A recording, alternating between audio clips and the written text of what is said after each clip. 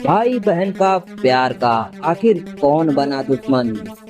YouTube पर पहली बार देखिए इस साल की धमाकेदार मूवी, जिस मूवी का नाम है रेशम की डोर। जी हाँ, अगर आप भी चाहते हैं इस मूवी को देखना तो वीडियो पर लास्ट तक बने रहिएगा। हम आपको बताएंगे ये मूवी यूट्यूब पर कब देखने को मिलने वाला है।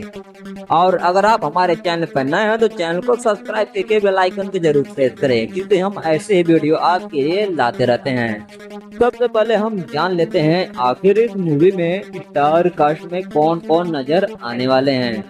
तो दोस्तों हम जान लेते हैं इस मूवी में स्टार कास्ट में नजर आने वाले हैं जय यादव, रिंकू बोस, कुणाल सिंह, बीना पांडे, महनाज सौफ, अंचल सोनी, अभय झाय और भी ऐसे अन्य कलाकार आप लोग को इस मूवी में नजर आने वाले हैं। और इस फिल्म के लेखक हैं सती कुमार पांडे। चलो अब हम जान लेते हैं ये मूवी हमें यूट्यूब पर कब देखने को मिलने वाला है। आप लोग को बताना चाहता हूँ 15 अगस्त शुक्रवार सुबह 7 बजे आपको यूट्यूब चैनल पर देखने को मिलने वाला है। दोस्तों एक पारिवारिक मूवी है, इसे देखना बिल्कुल ना भूलें।